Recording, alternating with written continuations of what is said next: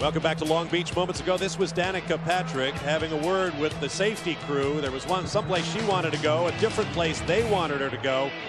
And with the help of a few pointed words from the chief steward, Danica was reminded that after a crash, you have to take a bit of a ride. Here's another look at what happened. Just once again, a little too much speed, a little loose at turn in there. She catches the right rear. Those tires grab that right rear, spin it around.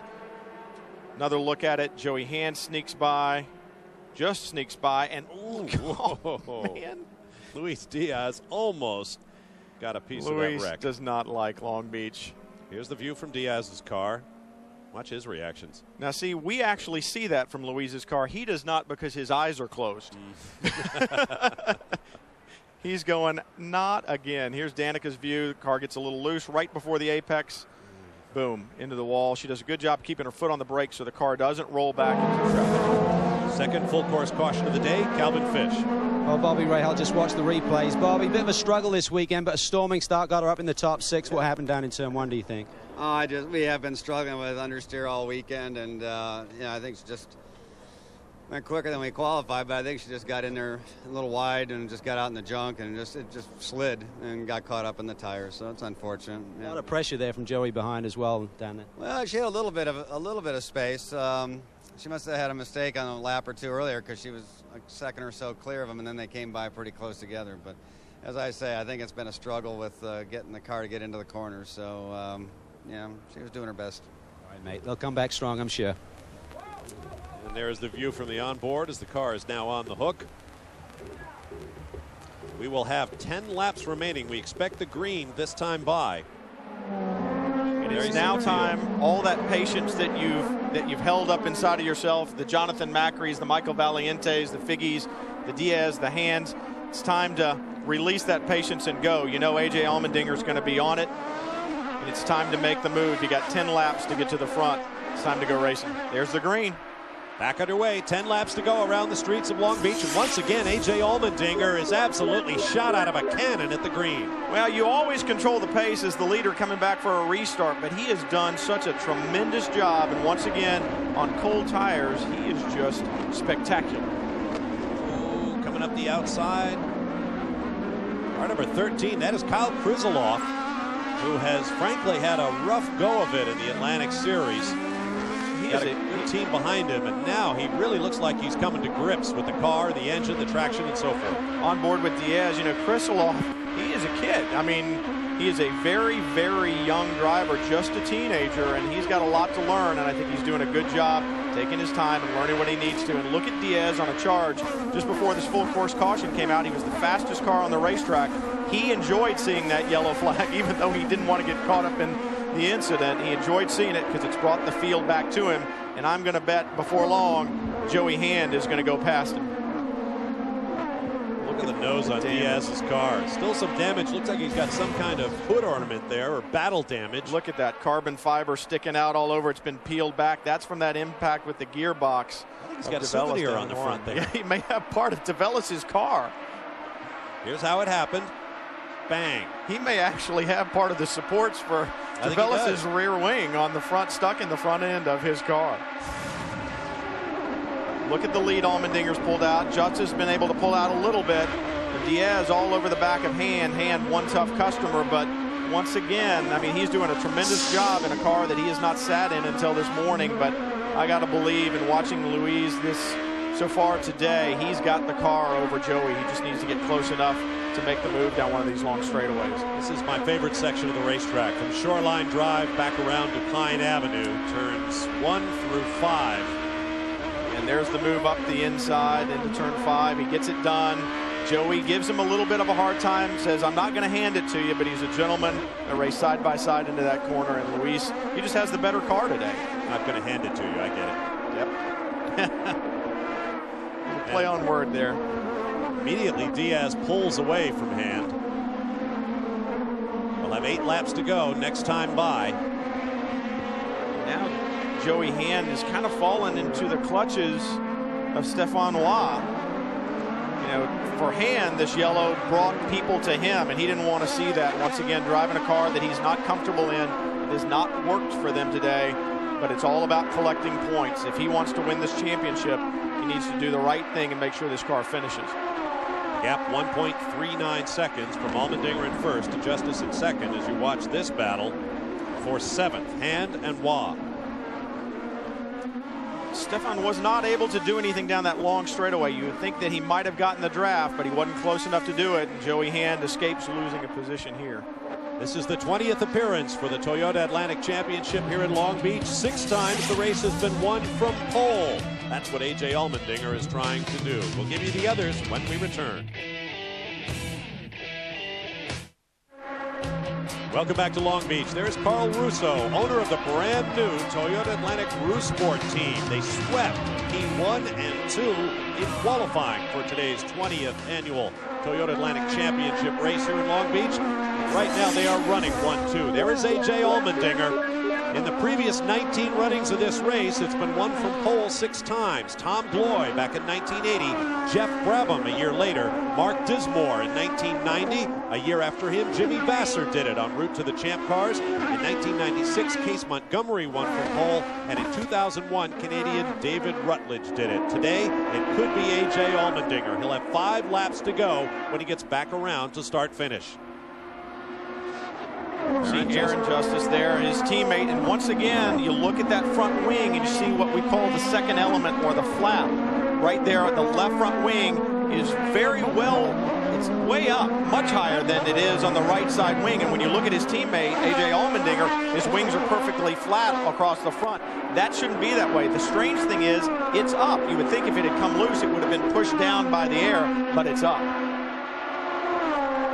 Update on that, Brian, is the fact that Aaron was actually totally unaware that he had damage to the front wing. The team were observing our monitors and saw that the wings had damaged. They said, how's the car? He said, well, it's not perfect. He said, well, you may want to adjust it. You've damaged the front wing. So no one has really been in front of him other than AJ, so it may have been a tire that he clipped or maybe some debris caused that damage, but they've worked on the roll bar settings and got it a lot better for Aaron. He said his fastest lap actually just before that caution period. You know what it looks like might have happened? The left side mounting appears to have broken, or perhaps a bolt fell out or something. You see, it's basically tucked behind the lower element. Yeah, we just got a better shot of it, and you're exactly right, Bob. It looks like that outside mounting has come loose and it's fallen back. That air is pushed down on the inside portion of it right there, causing it to raise up in the back, and that's going to give him asymmetrical downforce on the front, which is going to make the car handle differently in right and left-hand corners. And it's like we heard him say, he didn't know why the car wasn't doing what he wanted it to do, but it had definitely gone away. He's doing a good job of handling too, because these cars are very, very sensitive to aerodynamics. We talked about the drag that these wings create. To have something sticking up in the airstream like that is not what you want down these long, long straightaways here at Long Beach. A former 5-time U.S. National Karting Champion and the 2000 U.S. Formula Ford titleist, Aaron Justice, getting his moment of the sun here at the elite level of the kart development ladder. We'll be back to Long Beach, California in just a moment. Back at Long Beach, take a look at this videotape we've been able to gather of the problem Aaron Justice is having with his left front wing. Brian Till. You see that second element, that flap, it's askew. As it comes into view right here, you can see a mounting on the left side of that second element. It's where it should be. But as he comes up a little bit further, you can begin to see mounting holes over here on the far outside portion of the wing, right there where the bolt is missing, and that's what's come askew and caused that second element to get unadjusted. We'll say it's way raised up in the air. It's causing asymmetrical downforce in that car. The guy doing the best job out there right now may be Aaron Justice. A.J. Allmendinger, 1:17.0 last time by. He has consistently been the fast man on the racetrack. A 17.2 for Aaron Justice last lap. So he is doing a great job of dealing with that flapping element in his left front wing. And for the people at home who say, well, how did he not know that that was damaged? He can't see that from the cockpit. He can't see the front wings at all. He's so far down in that car. So all he knew was that the car wasn't handling quite the way that he wanted to. And when the crew said, you've got an aerodynamic problem, see if you can balance it with the sway bars that are adjustable from inside the cockpit, he's been able to bring that car back to him a little bit. The crew should have seen the same pictures you just did, and they know exactly what Aaron Justice's problem is right now. We see the signs for sponsoring Argent Mortgage Company, based in nearby Orange, California. Their house car, driven by Danica Patrick, is out of the race. One of 2 full-course cautions we've had on the day. Alex Figge and Luis Diaz. Diaz doing a great job through the horseshoe and into the hairpin to be back up to 6th place. We expect the white flag this time by for the race leader, and there it is. A.J. Allmendinger hoping to become the first Toyota Atlantic Championship contender to win by leading every lap from pole since Michael Valiente, currently in 4th place, did it last August on the streets of Trois-Rivières in Quebec, Canada. Diaz pressing hard to see if he can't get Figge in front of him. Allmendinger all the while feeling every bump, hearing every noise, every rattle on this last lap, saying, I want to see my first checkered flag in the Toyota Atlantic Series. Back on board with Diaz. He definitely and desperately wants to get Figge. He wants points for his championship run. He's got a fast car. We've seen him all race along. He had the fastest lap until just after this last caution flag, when Allmendinger took it back away from him. I just don't think he's going to be close enough coming on the long back straightaway to get the draft. There's the lead that Allmendinger has. Allmendinger ran into the back of Diaz at the start of our race. Owner Carl Russo looking on. That was in Monterrey, Mexico in the season opener a few weeks ago. Allmendinger came back to finish 8th in that race and had to give up a position late in the race due to the incapacitated nature of his race car. But no problems today for young A.J. Allmendinger, who picks up his first career Toyota Atlantic Championship victory in his 2nd start. And for Carl Russo, a 1-2 finish in the 2nd appearance for his brand new team. And the guy that's done such a good job, not only those 2 drivers in the yellow cars right there, but Carl Russo with building this Rousport team. And he is less than a year out of the race car himself. Calvin Fish. Well, the team are going nuts here. President of Rousport, Jeremy Dale. Carl, what a moment. 1-2 finish. How about that, buddy? All credit to Jeremy and the team. I mean, a fantastic team effort. But what a job by these 2 guys. Great job by AJ, but Jeremy, talk about the balance change on Aaron's car. He put in a great performance with the front wing hurting a little bit. He did an exceptional job, and I'm so proud of Aaron and AJ and every single guy on this team. They have done just such a brilliant job, and to, in our 2nd race, come here and take the front row, finish 1-2. It says a lot about Carl's vision for this team and the hard work of all these guys. Just incredible. Awesome job, guys. Well done. Great job. And you see the 2 teammates making their way around a victory lap. It's the first 1-2 finish for a team since Doricott Racing. Our defending team champions did it last year at Road America in Elkhart Lake, Wisconsin.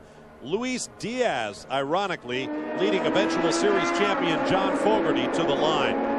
What a day for Carl Russo, for Jeremy Dale, and the entire Rousport team. Well, Carl Russo is a businessman. He loves to race, but he is a businessman. And we had a great conversation the other day. And the whole point of this team is that it is a business. It's not to be done for sport. It's to be done as a business. He's built it as a business.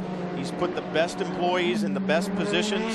And what you see translates onto the racetrack, and you see those 2 yellow cars. And I don't think this is the last time we're going to see him, Bob, side by side at a finish, because he has built a very, very formidable team there. And you know, the other guys, they saw this new team come in and probably thought, well, we've got some time to get ahead of these guys. They may catch on slowly, but they've caught on very quickly. Based in the racing mecca of Loveland, Colorado, high in the Rocky Mountains outside of Denver. A great day for the Rousport team. We'll be back in a moment to hear from the top finishers in today's race. Stay with us.